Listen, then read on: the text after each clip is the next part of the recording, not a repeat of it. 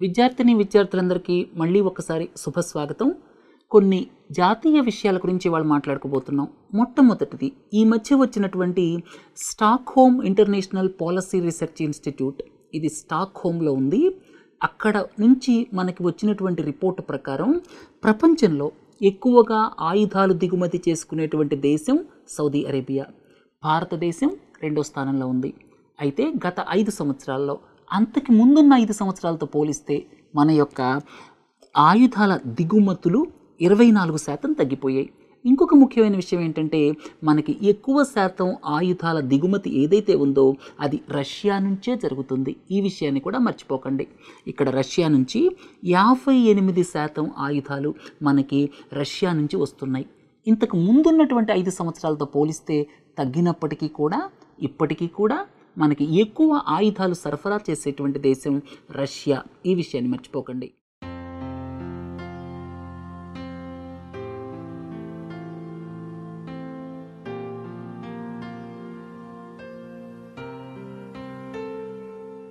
తర్వాత ఇక్కడ NSSO అనే ఆర్గనైజేషన్ ఉంటుంది, నేషనల్ శాంపుల్ సర్వే ఆఫీస్. అది ministry of statistics and programme implementation కింద ఉంటుంది. వాళ్ళు రెగ్యులర్గా సోషియో ఎకనామిక్ సర్వేస్ చేస్తుంటారు. ఈ క్రమంలో ఇప్పుడు 77వ సోషియో ఎకనామిక్ సర్వే దేని మీద చేస్తున్నారు అనేటువంటిది కూడా మీకు ముఖ్యమైనటువంటి ప్రశ్న కావచ్చు. Land and livestock holdings. రెండోదేమో డెట్ అండ్ ఇన్వెస్ట్మెంట్స్, అంటే ఇన్వెస్ట్మెంట్స్ ఎలా చేస్తున్నారు. తర్వాత డెట్ అంటే అప్పు తీసుకోవడానికి డిమాండ్ ఎంత ఉంది.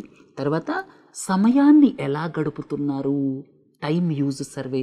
ఈ 3 కూడా 77th round of socio economic సర్వేలో భాగం అన్నమాట. తర్వాత ఇంకొక విషయాన్ని చూద్దాం. నార్త్ ఈస్ట్ గురించి మాట్లాడుకునేటప్పుడు కొన్ని ముఖ్యమైన విషయాలు మీకు తెలియాలి. పక్యాంగ్ ఎయిర్పోర్ట్ ఇది సిక్కింలో ఇనాగరేట్ చేశారు. తర్వాత ఇది హిమాలయన్ స్టేట్లో అంటే సిక్కింలో మొట్టమొదటి ఎయిర్పోర్ట్. తర్వాత భారతదేశంలో 100వ ఎయిర్పోర్ట్. రైట్, గుర్తుపెట్టుకోండి. ఉడాన్ స్కీమ్ అనేటువంటిది ఉంది. ఉడాన్ అంటే ఉడే దేశ్ కా ఆమ్ నాగరిక్.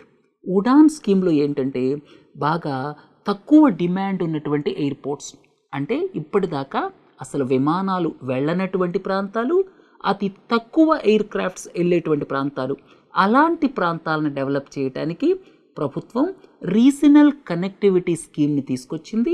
రీజనల్ కనెక్టివిటీ స్కీమ్ కింద అన్సర్వ్డ్, అండర్ సర్వ్డ్ ఎయిర్పోర్ట్స్ అలాంటి వాటిని కనెక్ట్ చేయడానికి అవసరమైతే ప్రభుత్వం వయబిలిటీ గ్యాప్ ఫండింగ్ ఇస్తోంది.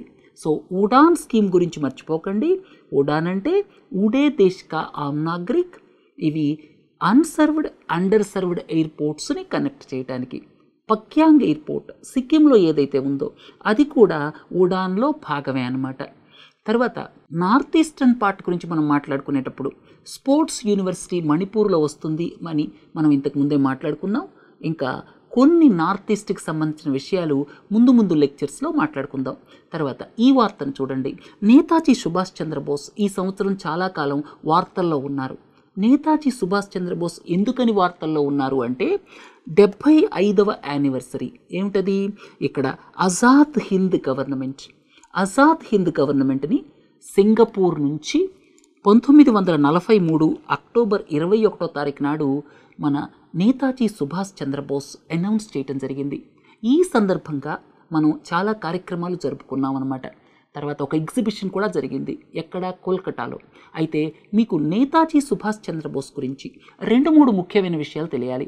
1943లో సింగపూర్లో Netaji Subhash Chandrabose Azad Hind government of free India declare చేయటం జరిగింది. రైట్, ఎవరి సహకారంతో? Axis powers. 2వ ప్రపంచ యుద్ధ కాలానికి మీరు వెళ్ళాలి. 2వ ప్రపంచ యుద్ధ కాలానికి వెళితే యాక్సిస్ పవర్స్ అంటే 3 దేశాలు. అవేంటంటే జపాన్, ఇటలీ, జర్మనీ. ఈ 3 దేశాలని యాక్సిస్ పవర్స్ అంటారు. వాళ్ళ సహకారంతో నేతాజీ సుభాష్ చంద్రబోస్ సింగపూర్ నుంచి Azad Hind government of free India declare చేశారు. ఆ సందర్భం జరిగి 75 సంవత్సరాలైన సందర్భంగా ఒక ఎగ్జిబిషన్ని కలకటాలో కండక్ట్ చేయడం జరిగింది. ఇలాగే చాలా ప్రాంతాల్లో ఈ విషయాన్ని స్మరిస్తూ సభలు, తర్వాత ఎగ్జిబిషన్స్ ఇవన్నీ జరిగాయన్నమాట. గుర్తుపెట్టుకోండి, ఈ విషయం చాలా ముఖ్యమైనది. తర్వాత ఈ సందర్భంగా ఇంకొక ముఖ్యమైన విషయం కూడా మీకు గుర్తుండాలి. ఇక్కడ అండమాన్ అండ్ నికోబార్ ఐలాండ్కి నేతాజీ సుభాష్ చంద్రబోస్ డిసెంబర్ 1943లో వచ్చారు. మీ అందరికీ తెలుసు, ఇప్పుడే చెప్పాను, అక్టోబర్లో Azad Hind government of free ఇండియాని సింగపూర్ నుంచి డిక్లేర్ చేసిన తర్వాత 2 నెలల తర్వాత ఇక్కడ అండమాన్ అండ్ నికోబార్ ఐలాండ్స్కి రావటం జరిగింది. ఏ హోదాలో వచ్చారు? కమాండర్ ఆఫ్ ఆజాద్ హింద్ ఫౌజ్ హోదాలో రావటం జరిగింది. ఎందుకంటే వరల్డ్ వార్ 2లో జపాన్ వాళ్ళు ఈ యొక్క ద్వీపాలని ఆక్రమించుకోవడం జరిగింది. రైట్. సో ఇక్కడ ఇంకొక ముఖ్యమైన విషయం ఏంటంటే, ఈ సందర్భాన్ని పురస్కరించుకొని ప్రభుత్వం అక్కడ ఉన్నటువంటి 3 ఐలాండ్స్, అంటే ఇది కూడా 75 సంవత్సరాలు అయింది, 75 సంవత్సరాలు అయినటువంటి సందర్భాన్ని పురస్కరించుకొని ప్రభుత్వం అక్కడ 3 ద్వీపాలకి, ఒకటేమో రాస్ ఐలాండ్, రెండోదేమో నీల్ ఐలాండ్, మూడోదేమో హ్యావ్లాక్ ఐలాండ్, ఈ 3 ద్వీపాలకి కూడా కొత్త కొత్త పేర్లు పెట్టడం జరిగింది. రాస్ ఐలాండ్ చూడండి, రాస్ ఐలాండ్ అని పిక్చర్లో చూడండి, దానికి నేతాజీ సుభాష్ చంద్రబోస్ ద్వీప్ అని పేరు పెట్టారు. అలాగే హ్యావ్లాక్ ఐలాండ్కి స్వరాజ్ ద్వీప్ అని పేరు పెట్టారు. తర్వాత నీల్ ఐలాండ్కి షహీద్ ద్వీప్ అని పేరు పెట్టారు. సో నేతాజీ సుభాష్ చంద్రబోస్కి సంబంధించి ఈ 2-3 విషయాలు మీకు చాలా ముఖ్యం అన్నమాట. ఎందుకని ఈ ఐలాండ్స్కి కొత్తగా నామకరణం చేయటం జరిగింది అంటే, నేతాజీ సుభాష్ చంద్రబోస్ 1943 డిసెంబర్లో ఇక్కడ అండమాన్ అండ్ నికోబార్ దీవులని సందర్శించడం జరిగింది. అప్పటికి జపాన్ వాళ్ళు బ్రిటిష్ వాళ్ళ నుంచి ఈ ద్వీపాలని ఆక్రమించారనమాట. రైట్, అర్థమైంది కదా. తర్వాత ఇక్కడ ఢిల్లీ వడోదరా ముంబై ఎక్స్ప్రెస్ వే, ఢిల్లీ నుంచి ముంబైకి ఎక్స్ప్రెస్ వే వడోదరా మీదుగా రాబోతోంది. దీనికి మన నితిన్ గడ్కరీ గారు శంకుస్థాపన చేయడం జరిగింది. ఇది 90,000 కోట్ల రూపాయల ప్రాజెక్టు. 2022 కల్లా పూర్తి చేయడానికి దీనికి టార్గెట్ పెట్టుకోవడం జరిగింది. ఆల్రెడీ ఢిల్లీ ముంబై మధ్య నేషనల్ హైవే 48 ఉంది. తర్వాత దీని ద్వారా కొంత డిస్టెన్స్ తగ్గటం జరుగుతుంది, 150 కిలోమీటర్లు డిస్టెన్స్ తగ్గుతుంది. రైట్. తర్వాత ఇక్కడ మొట్టమొదటిసారి స్టేట్ బ్యాంక్ ఆఫ్ ఇండియా ఏం చేసిందంటే, ఇక్కడ సేవింగ్స్ డిపాజిట్, అంటే మీరు వెళ్ళి డబ్బులు దాచుకుంటారు బ్యాంక్లో, ఫిక్స్డ్ డిపాజిట్ కాదు, సేవింగ్స్ డిపాజిట్ ఇంట్రెస్ట్ రేట్, అంటే 1,00,000 రూపాయలు దాటి మీరు సేవింగ్స్ అకౌంట్లో డబ్బులు వేస్తే ఇంట్రెస్ట్ రేట్ ఎంత ఇప్పుడు 3.5%. సో ఆ 3.5% అనేటువంటిది రెపో రేటుకి లింక్ చేశారన్నమాట. రెపో రేట్ అనేది మీ అందరికీ తెలుసు, మానిటరీ పాలసీ ద్వారా మానిటరీ పాలసీ కమిటీ రెపో రేట్ని డిసైడ్ చేస్తుంది. రెపో రేట్ని డిసైడ్ చేసిన తర్వాత దానికి లింక్ చేయబోతున్నారనమాట. అంటే రెపో రేట్ ఇప్పుడు 6.25% ఉంది, తర్వాత ఇంట్రెస్ట్ రేట్ 3.5% ఉంది, అంటే దీనికంటే 2.75% తక్కువ ఉందన్నమాట. రేపు రెపో రేట్ తగ్గిందనుకోండి, ఈ ఇంట్రెస్ట్ రేట్ కూడా తగ్గిపోతుంది. రేపు రెపో రేట్ పెరిగిందనుకోండి, ఈ ఇంట్రెస్ట్ రేట్ కూడా పెరిగిపోతుంది. సో మొట్టమొదటిసారి ఈ విధంగా మన సేవింగ్స్ బ్యాంక్ ఇంట్రెస్ట్ రేట్ని లింక్ చేసినటువంటి bank state bank of India, మర్చిపోకండి. తర్వాత ఇంకొక ముఖ్యమైన విషయం, రేపు ఏప్రిల్ 1వ తారీఖు నుంచి ఇక్కడ రిటైల్ లోన్స్, అంటే చిన్న చిన్న లోన్స్ అనమాట. మీరు హౌస్ లోన్ తీసుకుంటారు, తర్వాత మీరు పర్సనల్ లోన్ తీసుకుంటారు, తర్వాత మీరు మార్ట్గేజ్ లోన్ తీసుకుంటారు. ఇవన్నీ రిటైల్ లోన్స్ అంటాం బ్యాంకింగ్ సిస్టంలో. రిటైల్ లోన్స్, అలాగే micro and small enterprises loans, అంటే చిన్న చిన్న సంస్థలు తీసుకునేటువంటి లోన్స్ అనమాట. వీటన్నిటినీ కూడా రేపు ఏప్రిల్ 1వ తారీఖు నుంచి అవి ఫ్లోటింగ్ రేట్ లోన్ తీసుకున్నట్టయితే, అంటే లోన్ని ఫ్లోటింగ్ రేట్ ఇంట్రెస్ట్ బేసిస్లో తీసుకున్నట్టయితే, రేపు ఏప్రిల్ 1వ తారీఖు నుంచి బ్యాంకింగ్ సిస్టంలో ఆ లోన్స్ని దేనికి లింక్ చేయాలంటే ఎక్స్టర్నల్ బెంచ్ మార్క్కి లింక్ చేయాలి. ఈ 4టిలో ఏదైనా ఒకటి బ్యాంక్ వాళ్ళు ఎంచుకోవచ్చు. ఇప్పటిదాకా దేనికి లింక్ చేశారు? ఇప్పటిదాకా లింక్ చేసింది marginal cost of funds based lending rate, దాన్ని మనం MCLR అంటాం. సో ఇప్పటిదాకా MCLRకి లింక్ చేశారు. అయితే MCLRకి లింక్ చేయటం వల్ల సరైనటువంటి మానిటరీ ట్రాన్స్మిషన్ జరగటం లేదు. మానిటరీ ట్రాన్స్మిషన్ అంటే RBI రెపో రేట్ తగ్గించినప్పుడు ఇక్కడ ఇంట్రెస్ట్ రేట్ తగ్గటాన్ని మానిటరీ ట్రాన్స్మిషన్ అంటాం. అది సరిగా జరగటం లేదని చెప్పి కొన్ని రకాల లోన్స్కి రేపు ఏప్రిల్ 1వ తారీఖు నుంచి ఎక్స్టర్నల్ బెంచ్ మార్క్ లింక్ చేయమని చెప్పి Reserve Bank of India orders ఇవ్వడం జరిగింది. అర్థమైంది కదా? ఇది రిటైల్ లోన్స్కి, మైక్రో అండ్ స్మాల్ ఎంటర్ప్రైజెస్ లోన్స్కి, తర్వాత ఫ్లోటింగ్ రేట్ మీద ఉండేటువంటి లోన్స్కి అనమాట. అంటే ఫ్లోటింగ్ రేట్ లోన్స్కి. రైట్, ఈ 3 అర్థమైన తర్వాత మీరు ఈ ఎక్స్టర్నల్ బెంచ్ మార్క్ పెట్టడం ముఖ్యమైన ఉద్దేశం ఏమిటి అంటే ఇక్కడ ట్రాన్స్పరెన్సీ ఉంటుంది. రెండోది ఏంటంటే ఎక్స్టర్నల్ బెంచ్ మార్క్ లింక్ చేయటం వల్ల ఇక్కడ మానిటరీ ట్రాన్స్మిషన్ ప్రాపర్గా జరుగుతుంది. రైట్, తర్వాత 4 మేజర్ పోర్ట్ ట్రస్ట్. 4 పోర్ట్స్ ఏమిటంటే ఈస్ట్ కోస్ట్లో ఉన్నటువంటి పారాదీప్ పోర్ట్ ట్రస్ట్, అలాగే విశాఖపట్నం పోర్ట్ ట్రస్ట్, అలాగే వెస్ట్ కోస్ట్లో ఉన్నటువంటి జవహర్లాల్ నెహ్రూ పోర్ట్ ట్రస్ట్, అలాగే ఇంకోటి దీన్ దయాళ్ పోర్ట్ ట్రస్ట్, అది కాండ్లాలో ఉంది. సో ఈ 4 ports dredging corporation of India లిమిటెడ్లో ఉన్నటువంటి సెంట్రల్ గవర్నమెంట్ షేర్ని పర్చేస్ చేయబోతున్నారనమాట. గుర్తుపెట్టుకోండి, ఇక్కడ 2 విషయాలు మీకు చెప్పదలుచుకున్నాను. ఒకటి ఏంటంటే dredging corporation of India limited ఏదైతే ఉందో అది విశాఖపట్నం హెడ్ క్వార్టర్స్గా ఉంది. తర్వాత ఇది పబ్లిక్ సెక్టర్ అండర్టేకింగ్ అనమాట. దీన్ని ఇప్పుడు ఈ పోర్ట్ ట్రస్ట్స్ 4 కొనబోతున్నాయి. అంటే ఇక్కడ ఉన్నటువంటి కేంద్ర ప్రభుత్వ వాటాని ఈ 4 పోర్ట్ ట్రస్ట్స్ కొనబోతున్నాయి అన్నమాట.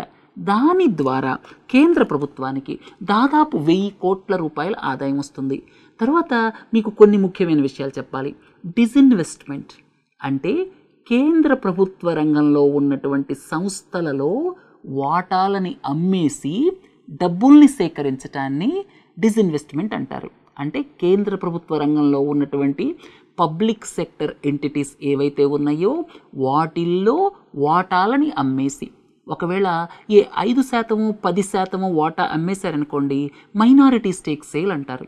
ఒకవేళ పూర్తిగా అంటే మెజారిటీ అమ్మేశారనుకోండి దాన్ని స్ట్రాటజిక్ డిజిన్వెస్ట్మెంట్ అంటారు. గుర్తుపెట్టుకోండి. అంటే ఒక పబ్లిక్ సెక్టర్ అండర్టేకింగ్ నుంచి కేంద్ర ప్రభుత్వం మెజారిటీ స్టేక్ నుంచి బయటికి రావటం, అంటే మెజారిటీ స్టేక్లో కేంద్ర ప్రభుత్వం లేకుండా కేంద్ర ప్రభుత్వం యొక్క వాటాని పూర్తిగా అమ్మేసినా, లేకపోతే కేంద్ర ప్రభుత్వ వాటా మైనారిటీకి తగ్గిపోయినా దాన్ని ఏమంటారంటే స్ట్రాటజిక్ సేల్ అంటారు. సో స్ట్రాటజిక్ సేల్ ద్వారా కావచ్చు, మైనారిటీ స్టేక్ సేల్ ద్వారా కావచ్చు, కేంద్ర ప్రభుత్వానికి డబ్బులు వస్తాయి. సో కేంద్ర ప్రభుత్వానికి ఈ విధంగా వచ్చే డబ్బుల్ని ఏమంటారంటే ఈ డిజిన్వెస్ట్మెంట్ ప్రొసీడ్స్ అంటారు. వీటికి ఇంకొక పేరు ఏంటంటే బడ్జెట్లో non debt capital receipts. Very very important. ఇక్కడ డిజిన్వెస్ట్మెంట్ ద్వారా కేంద్ర ప్రభుత్వానికి వచ్చేటువంటి డబ్బులు ఏవైతే ఉన్నాయో వాటిని బడ్జెట్ పరంగా మనం చూస్తే నాన్ డెట్ క్యాపిటల్ రిసిప్ట్స్. అర్థమైంది కదా?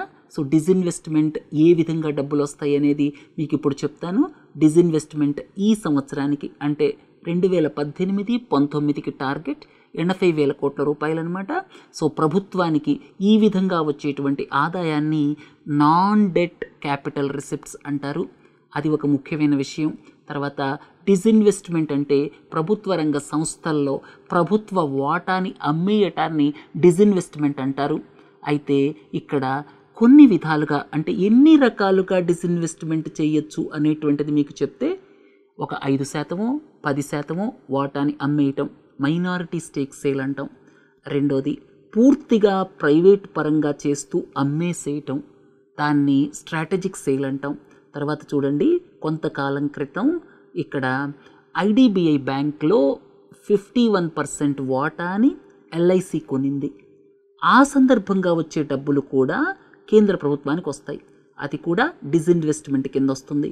ఈ మధ్య కేంద్ర ప్రభుత్వం power finance corporation, rural electrification కార్పొరేషన్ని కొంటుంది అని చెప్పింది. అలా కొనేటువంటిది కూడా డిజిన్వెస్ట్మెంట్ కిందే వస్తుంది. ఇక్కడ చూడండి, ఈ 4 పోర్టులు డ్రెడ్జింగ్ కార్పొరేషన్ ఆఫ్ ఇండియాలో కేంద్ర ప్రభుత్వ వాటాని కొనబోతున్నాయి. ఇక్కడ కూడా వచ్చేటువంటి 1000 కోట్లు ఏదైతే ఉందో అది కూడా డిజిన్వెస్ట్మెంట్. అలాగే Chennai port trust Kamarajar port ట్రస్ట్ని కొనబోతోంది. అది కూడా డిజిన్వెస్ట్మెంట్లో భాగమే. అలాగే సెంట్రల్ పబ్లిక్ సెక్టర్ అండర్టేకింగ్స్ ఒక ఎక్స్చేంజ్ ట్రేడెడ్ ఫండ్ ఉంది, ఈటీఎఫ్ అంటాం. అంటే షేర్స్ని ఒక ప్రత్యేకమైనటువంటి నిష్పత్తిలో కలిపేసి ఆ యూనిట్స్ని అమ్ముతారనమాట. అది కూడా డిజిన్వెస్ట్మెంటే. తర్వాత ఇంకొకటి ఏంటంటే షేర్ బైబ్యాక్. ప్రభుత్వ రంగ సంస్థలు షేర్ బైబ్యాక్ చేస్తూ ఉంటాయి. ఆ విధంగా ప్రభుత్వానికి వచ్చే డబ్బులు కూడా ఇక్కడ డిజిన్వెస్ట్మెంట్ కిందే వస్తుందన్నమాట. సరే, డిజిన్వెస్ట్మెంట్ అనేటువంటిది అతి ముఖ్యమైన పదం, అందుకని మీకు నేను ఇంతసేపు ఎక్స్ప్లెయిన్ చేయటం జరిగింది.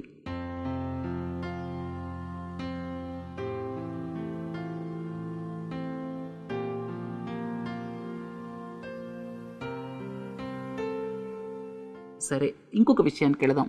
ఇక్కడ నేషనల్ హౌసింగ్ బ్యాంక్. ఇప్పటిదాకా మనం నేషనల్ హౌసింగ్ బ్యాంక్ అనగానే దీని ownership reserve Bank of India అని చెప్పుకుంటాం. రిజర్వ్ బ్యాంక్ ఆఫ్ ఇండియా పూర్తిగా ఓనర్షిప్ కలిగినటువంటి సంస్థ నేషనల్ హౌసింగ్ బ్యాంక్ అని చెప్పుకుంటాం. అయితే రాబోయే కాలంలో ఈ పరిస్థితి మారబోతోంది. నేషనల్ హౌసింగ్ బ్యాంక్లో 100% ఓనర్షిప్ కేంద్ర ప్రభుత్వానికి వెళ్ళబోతోంది. గుర్తుపెట్టుకోండి, నేషనల్ హౌసింగ్ బ్యాంక్ అనేటువంటిది all India financial institution. Housing finance కంపెనీస్ని రెగ్యులేట్ చేస్తుంది. చాలా కాలం క్రితం, దాదాపు 30 ఏళ్ల క్రితం పార్లమెంటులో చట్టం తెచ్చి దీన్ని ఏర్పాటు చేశారు. ఇప్పటిదాకా దీనిలో share holding reserve Bank of ఇండియాకు ఉంది. దీన్ని రాబోయే కాలంలో కేంద్ర ప్రభుత్వం తీసుకోబోతోంది. అంటే ఇక్కడ Reserve Bank of India role regulator వరకే ఉండాలి, ఓనర్షిప్ ఉండకూడదు అన్నటువంటి ఆలోచనతోటి ఇలాంటివన్నీ చేయటం జరిగింది. తర్వాత నేషనల్ వార్ మెమోరియల్, దీన్ని ఢిల్లీలో ఈ మధ్య ఇనాగరేట్ చేయటం జరిగింది. తర్వాత నేషనల్ వార్ మెమోరియల్ని ఎందుకు కన్స్ట్రక్ట్ చేశారు? నేషనల్ వార్ మెమోరియల్ని ఇండియా గేట్ దగ్గర కన్స్ట్రక్ట్ చేశారు.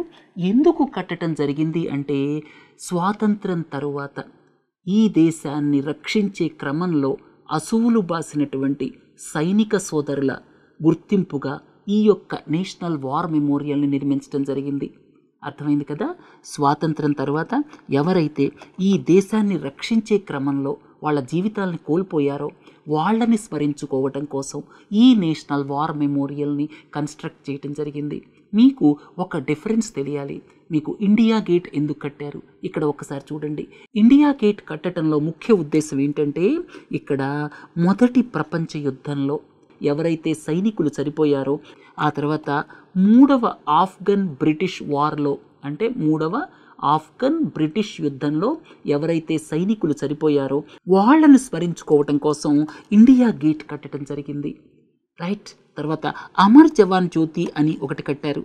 ఇది ఎందుకు కట్టారు అంటే, బంగ్లాదేశ్ని విముక్తి చేయటంలో ఎవరైతే మన సైనికులు చనిపోయారో వాళ్ళని స్మరించుకోవటం కోసం అమర్ జవాన్ జ్యోతిని కట్టడం జరిగింది.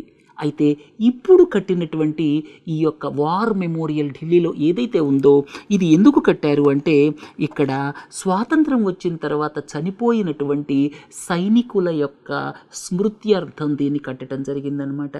అర్థమైంది కదా? నేషనల్ వార్ మెమోరియల్ ఎందుకు కట్టారు, అలాగే ఇండియా గేట్ ఎందుకు కట్టారు. తర్వాత ఇక్కడ ముఖ్యమైన విషయం ఏంటంటే, ఈ నేషనల్ వార్ మెమోరియల్లో ఒక త్యాగ్ చక్ర అని ఒకటి ఉందన్నమాట. ఇక్కడ దీనిలో దాదాపు 26,000 సైనికుల పేర్లని రాయటం జరిగింది. అర్థమైంది కదా? ఇదంతా కూడా ఢిల్లీలో ఉన్నటువంటి నేషనల్ వార్ మెమోరియల్, అలాగే ఇండియా గేట్ గురించి మనం చెప్పుకున్నాం. తర్వాత ఇది ముఖ్యమైనటువంటిది, పీరియడ్ ఎండ్ ఆఫ్ సెంటెన్స్. దీనికి ఇక్కడ డాక్యుమెంటరీ షార్ట్ ఫిల్మ్ కేటగిరీలో దీనికి ఆస్కార్ అవార్డు వచ్చింది. ఈ మధ్య ఆస్కార్ అవార్డ్స్లో దీన్ని రికగ్నైజ్ చేస్తూ ఆస్కార్ అవార్డు ఇవ్వడం జరిగింది. రైట్. తర్వాత ఇది పీరియడ్స్ టైంలో ఎలాంటి సోషల్ స్టిగ్మాని ఎదుర్కొంటున్నారు భారతదేశంలో ఆడపిల్లలు అనేటువంటి దాని మీద ఇది తీయటం జరిగింది. తర్వాత దీనికి భారతదేశానికి ఉన్న కనెక్షన్ ఏమిటి అంటే, కో ప్రొడ్యూసర్ ఎవరు అంటే గునీత్ మోంగియాస్ సిక్కియా ఎంటర్టైన్మెంట్. ఈ యొక్క సినిమాకి ఇండియా వైపు నుంచి కో ప్రొడ్యూసర్ ఎవరు అంటే గునీత్ మోంగియాకి సంబంధించినటువంటి ఈ Sikhya entertainment. So period end of sentence, దీనికి ఆస్కార్ అవార్డు వచ్చింది. తర్వాత ఇక్కడ ఒక్కసారి చూడండి, డైరెక్టర్ ఎవరో, ఈవిడ ఇరానియన్ అమెరికన్ డైరెక్టర్. ఈవిడ అమెరికాలో స్థిరపడ్డారు. So Iranian American director. తర్వాత ఇక్కడ మీరు మెన్స్ట్రువేషన్ టైంలో ఎలాంటి సమస్యలను ఎదుర్కొంటున్నారు, ఎలాంటి సోషల్ స్టిగ్మాని ఎదుర్కొంటున్నారు అనేటువంటి దాన్ని చెప్పేటువంటి ఈ యొక్క షార్ట్ డాక్యుమెంటరీ ఇది హాపూర్ విలేజ్ ఢిల్లీ దగ్గర అక్కడ తీయటం జరిగిందనమాట. సరే, ఇంకొక వార్తకి వెళ్దాం. కేరళ గవర్నమెంట్ ఏదైతే ఉందో అది గ్లైఫోసేట్ని బ్యాన్ చేసింది. గ్లైఫోసేట్ అంటే మీకు వీడిసైడ్ లేకపోతే హెర్బిసైడ్ అని చెప్పుకోవచ్చు. అంటే ఇది చాలా కాంట్రవర్షియల్ అనమాట. ఒక్కసారి ఇక్కడ చూడండి, ఇక్కడ కలుపు మొక్కలు ఉన్నాయి కదా, కలుపు మొక్కలు నార్మల్గా అయితే మనం తీసేయాలి మనుషులతోటి కూలీలను పెట్టి.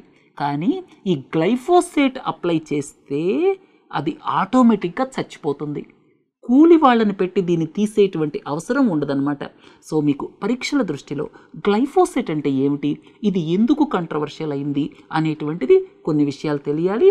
తర్వాత దీని మీద చాలా కాంట్రవర్సీ ఉంది. గ్లైఫోసేట్ ఈ పేరు వినంగానే మీరు వీడిసైడ్ లేకపోతే హెర్బిసైడ్ అని చెప్పచ్చు. సరే, ఇంకొక వార్తకి వెళ్దాం. Angel tax. ఈ మధ్య స్టార్టప్స్కి సంబంధించి ఏంజల్ ట్యాక్స్ అనేది వార్తల్లోకి వచ్చింది. ఏంజల్ ట్యాక్స్ అంటే ఏమిటంటే చిన్న చిన్న స్టార్టప్స్ ఏవైతే ఉన్నాయో వాళ్ళు గ్రో అయ్యేటువంటి పొటెన్షియల్ చాలా ఉంటుంది. అందుకని ఎవరైనా ఇన్వెస్టర్ వచ్చి చాలా హై వాల్యూకి షేర్స్ కొంటారనమాట. అయితే మధ్యలో ఇన్కమ్ ట్యాక్స్ వాళ్ళు దోరుతారు. వాళ్ళు ఏమంటారంటే మీరు ఇంత పెట్టి కొన్నారు, ఆ షేర్ వాల్యూ అంత ఉండదు, ఇంతే ఉంటుంది. ఈ మధ్యలో ఏదైతే గ్యాప్ ఉందో, మీరు 100 రూపాయల షేర్ని 1000 రూపాయలు పెట్టుకున్నారు, ఆ 900 రూపాయల మీద మీరు ట్యాక్స్ కట్టండి. ఎందుకంటే ఆ షేర్ వాల్యూ 100 ఉండాలి, మీరు 1000 ఇచ్చి ఎందుకు కొన్నారు? ఇన్వెస్టర్ ఎందుకు వస్తాడు చెప్పండి? రాబోయే కాలంలో కోట్ల రూపాయల వ్యాపారం జరుగుతుందని చెప్పి ఇన్వెస్టర్ వస్తాడు. వచ్చేసి వాళ్ళు 1000 రూపాయలకు కొన్నారు ఒక్కొక్క షేరు, కానీ ఇన్కమ్ ట్యాక్స్ వాళ్ళు వచ్చి అది 100 రూపాయలే ఉంటుంది, మీరు 1000కి ఎందుకు కొన్నారు? ఈ మధ్యలో ఉన్నటువంటి దానికి మీరు ట్యాక్స్ కట్టండి, అదంతా ఇన్కమ్ కింద కన్సిడర్ చేయండి అని చెప్పి వాళ్ళు చెప్తున్నారు. దీని మూలంగా ఏం జరుగుతుంది? ఇక్కడ స్టార్టప్స్ గ్రోత్ ఆగిపోతుంది. మరి గవర్నమెంట్ ఎందుకు పెట్టింది? అది గవర్నమెంట్ ఎందుకు పెట్టిందంటే మనీ లాండరింగ్ జరుగుతుందని చెప్పి. కొన్ని జస్ట్ బ్లాక్ మనీని వైట్ చేయటం కోసం కొంతమంది ఇలాంటి కంపెనీలను పెడుతున్నారు. అన్రిలయబుల్ వాల్యుయేషన్తో ఈ యొక్క కంపెనీల్లో షేర్లు కొంతమంది కొంటున్నారు. ఎందుకంటే బ్లాక్ మనీని వైట్ చేయటం కోసం. సో దాన్ని ప్రివెంట్ చేయడం కోసం ఏంజల్ ట్యాక్స్ పెట్టింది. అయితే దాని మూలంగా ఇబ్బంది ఏమొచ్చింది? ఇబ్బంది ఏమొచ్చిందంటే ఇక్కడ ఈ యొక్క స్టార్టప్స్ ఏవైతే ఉన్నాయో అవి దెబ్బతింటున్నాయి, వాటికి ఇన్వెస్ట్మెంట్స్ రావటం లేదు. సో దీని నుంచి బయటపడటం కోసం ఇప్పుడు గవర్నమెంట్ కొన్ని రూల్స్ రెగ్యులేషన్స్ తెచ్చింది. స్టార్టప్ అంటే ఇంతకుముందు 7 ఏళ్ల దాకా, ఇప్పుడు దాన్ని 10 ఏళ్లకు పెంచింది. రెండోది ఏంటంటే స్టార్టప్ ఈ 10 ఏళ్ల పరిధిలో, అంటే ఈ 10 ఏళ్ల వ్యవధిలో 100 కోట్ల టర్న్ ఓవర్ దాటకూడదు, అది ఇంకొక కండిషన్ పెట్టింది. ఇంకోటి ఏంటంటే 25 కోట్ల దాకా ఏంజల్ ట్యాక్స్ లేదు. ఇవన్నీ ముఖ్యమైన విషయాలు మీ పరీక్షల దృష్టిలో. తర్వాత ఏంజల్ ట్యాక్స్ దేని మీద విధిస్తారు? ఈ యొక్క వాల్యుయేషన్ ఆఫ్ ద షేర్ ఏదైతే ఉందో అది ఈ ఇన్కమ్ ట్యాక్స్ డిపార్ట్మెంట్ వాళ్ళు క్యాలిక్యులేట్ చేసేటువంటి షేర్ వాల్యూ ఎంతైతే ఉంటుందో దీనికంటే ఆ షేర్ని ఎంతకైతే కొన్నారో వాళ్ళు అది ఎంత డిఫరెన్స్ ఉందో చూసి దాన్ని ఇన్కమ్గా పరిగణించి దాని మీద వేసేటువంటి ట్యాక్స్ ఏదైతే ఉందో అది ఏంజల్ ట్యాక్స్ అన్నమాట. అయితే ఇక్కడ చాలా స్టార్టప్స్ ఇన్వెస్టర్స్ రిప్రజెంట్ చేసిన తర్వాత ఇందులో కొన్ని మార్పులు తీసుకొచ్చారు. ఇప్పుడు ఏదైనా సరే కంపెనీ, ఒక లిస్టెడ్ కంపెనీ, స్టాక్ ఎక్స్చేంజెస్లో లిస్ట్ అయ్యి ఉన్నటువంటి కంపెనీ ఇన్వెస్ట్ చేస్తే, అంటే ఆ కంపెనీ పెద్ద కంపెనీ అయ్యి ఉంటే అది స్టార్టప్స్లో ఇన్వెస్ట్ చేస్తే ఏంజల్ ట్యాక్స్ లేదు. తర్వాత నాన్ రెసిడెంట్స్ ఎన్ఆర్ఐస్ వాళ్ళు ఇన్వెస్ట్ చేస్తే ఏంజల్ ట్యాక్స్ లేదు. ఇట్లా కొన్ని ఇచ్చారు మీకు పరీక్షల దృష్టిలో. ఇది చాలా ఇంపార్టెంట్. 25 కోట్ల దాకా ఏంజల్ ట్యాక్స్ లేదు. స్టార్టప్ 7 సంవత్సరాల నుంచి 10 సంవత్సరాల దాకా పెంచడం జరిగింది. తర్వాత స్టార్టప్ టర్న్ ఓవర్ 100 కోట్లు ఈ 10 ఏళ్ల పరిధిలో, అంటే ఈ 10 ఏళ్ల వ్యవధిలో దాటకూడదు అనమాట. రైట్. తర్వాత ఎఫ్డిఐస్. ఈ మధ్యకాలంలో ఎఫ్డిఐ ఫ్లోస్ కొంచెం తగ్గాయి అని వార్త వచ్చింది. అది మీకు అంత ముఖ్యమైనది కాదు. ముఖ్యమైనది ఏంటంటే ఎఫ్డిఐ ఫిగర్స్ని ఎవరు రిలీజ్ చేస్తారు? గుర్తుపెట్టుకోండి, department for promotion of industry and internal trade. ఇది ministry of commerce and industry కింద ఉంటుంది. తర్వాత మన దేశానికి అత్యధికమైన ఎఫ్డిఐ ఎక్కడి నుంచి వస్తుంది? సింగపూర్ నుంచి వస్తుంది. అత్యధికంగా ఫారిన్ పోర్ట్ఫోలియో ఇన్వెస్ట్మెంట్ ఎక్కడి నుంచి వస్తుంది? అత్యధికంగా యునైటెడ్ స్టేట్స్ ఆఫ్ అమెరికా నుంచి వస్తుంది. సో ఎఫ్పిఐ ఎక్కువగా అమెరికా నుంచి వస్తుంది. ఎఫ్డిఐ ఎక్కువగా సింగపూర్ నుంచి వస్తుంది, గుర్తుపెట్టుకోండి. రైట్. తర్వాత ఏ సెక్టర్లోకి వస్తుంది అనేది కూడా కొన్నిసార్లు important. Services, computers, software and hardware, ఈ సెక్టర్స్ని మర్చిపోకండి. తర్వాత ఇంకోటి ఏంటంటే ఇక్కడ 2 విషయాలు మీకు చెప్పాలి. పుల్వామా అటాక్ తర్వాత మీకు పరీక్షల దృష్టిలో 3-4 పాయింట్లు ఇంపార్టెంట్. ఒకటేంటంటే భారతదేశం పాకిస్తాన్కి మోస్ట్ ఫేవర్డ్ నేషన్ స్టేటస్ని విత్డ్రా చేసింది. అది ముఖ్యమైనది. మోస్ట్ ఫేవర్డ్ నేషన్ స్టేటస్ అనేటువంటిది WTO ఫ్రేమ్వర్క్లో ఉన్నటువంటి నాన్ డిస్క్రిమినేటరీ ఫీచర్ అన్నమాట. అంటే మీరు ఒక దేశాన్ని ఇంకొక దేశంతో డిస్క్రిమినేషన్ చూపించకూడదు ట్రేడ్ రిలేటెడ్ మ్యాటర్స్లో. ఎక్స్పోర్ట్స్ ఇంపోర్ట్స్కి సంబంధించి మీరు ఒక దేశానికి ఇంకొక దేశానికి మీరు ఒకే రకమైన ట్రీట్మెంట్ ఇవ్వాలి. కొన్ని ఎక్సెప్షన్స్ ఉండొచ్చు, అది వేరే సంగతి. 2 దేశాలు కలిసి ఏదైనా ఒక ప్రిఫరెన్షియల్ ట్రేడ్ అగ్రిమెంట్కి రావచ్చు, అది వేరే సంగతి. అలాగే 2 దేశాల మధ్య కొన్ని అగ్రిమెంట్స్ ఉండొచ్చు, అవి పక్కన పెట్టండి. అవి పక్కన పెడితే ఇన్ జనరల్ మీరు కంట్రీకి మధ్య డిఫరెన్షియేషన్ తీసుకురాకూడదు. దాన్ని ఏమంటారంటే నాన్ డిస్క్రిమినేషన్ అంటారు. సో ఇక్కడ నాన్ డిస్క్రిమినేషన్ అనేటువంటిది మీరు ఇక్కడ మోస్ట్ ఫేవర్డ్ నేషన్ అనేటువంటి పదానికి అర్థం అన్నమాట. ఎవరికో ఏదో ఫేవర్ చేయటం కాదు అక్కడ. మోస్ట్ ఫేవర్డ్ నేషన్ అంటే ఏంటంటే నాన్ డిస్క్రిమినేషన్, అందరినీ సమదృష్టితో చూడటం అన్నమాట. రైట్. ఇది అర్థమైన తర్వాత 2వ పాయింట్ ఏంటంటే ఇండస్ వాటర్ ట్రీటీ ఉంది, 1960లో సంతకం పెట్టింది. దానికి వరల్డ్ బ్యాంక్ కూడా మధ్యవర్తిత్వం వహించింది. అయితే దాని ప్రకారం 3 నదులకు సంబంధించిన నీళ్లు, అంటే ఇటుపక్క ఈస్టర్న్ వైపు ఉన్నటువంటి, తూర్పు వైపున ఉన్నటువంటి 3 నదులు, ఆ 3 నదులు ఏమిటి? సట్లెజ్, బియాస్, రావి. ఆ 3 నదుల్ని కూడా పూర్తిగా మనం వాడుకోవచ్చు. అలాగే అటువైపు ఉన్నటువంటి 3 నదులు, ఇండస్ రివర్ కావచ్చు, తర్వాత దాని పక్కనే ఉన్నటువంటి చేలం రివర్ కావచ్చు, పక్కనే ఉన్న చినాబ్ రివర్ కావచ్చు. ఈ 3 నదులకు సంబంధించి మనకి కొన్ని రిస్ట్రిక్షన్స్ ఉన్నాయి. అంటే మనం ఆ వాటర్ని నాన్ కన్జంప్టివ్ పర్పసెస్కి వాడచ్చు. అంటే హైడ్రో పవర్ ప్రాజెక్ట్స్ మనం కట్టుకోవచ్చు అక్కడ. సో ఇక్కడ ప్రభుత్వం ఏం చేసిందంటే పుల్వామా అటాక్ తర్వాత ఈస్టర్న్ సైడ్ ఉన్నటువంటి 3 రివర్స్ ఏవైతే ఉన్నాయో, సట్లెజ్, తర్వాత బియాస్, రావి, వీటి నీళ్ళని మనం పూర్తిగా వాడుకోవాలి అని డిసైడ్ చేసింది. ఈ సందర్భంగా ఈ ప్రాజెక్ట్స్ని ఫాస్ట్ ట్రాక్ చేయాలి. షాపూర్ కంది ప్రాజెక్ట్ అది నేషనల్ ప్రాజెక్ట్, మన పోలవరం లాగే. సో షాపూర్ కంది ప్రాజెక్ట్ రావి రివర్ మీద ఉంది, పంజాబ్లో ఉంది. దీన్ని ఫాస్ట్గా కన్స్ట్రక్ట్ చేయాలని నిర్ణయం తీసుకున్నారు. అలాగే ఉజ్ మల్టీపర్పస్ ప్రాజెక్ట్, ఇది జమ్మూ అండ్ కాశ్మీర్లో ఉంది. ఉజ్ అనే నది రావి నదికి ఉపనది అనమాట. దాన్ని కూడా ఫాస్ట్గా కట్టాలని నిర్ణయం తీసుకున్నారు. రైట్. ఇవన్నీ కూడా మీకు చాలా ఇంపార్టెంట్ అనమాట.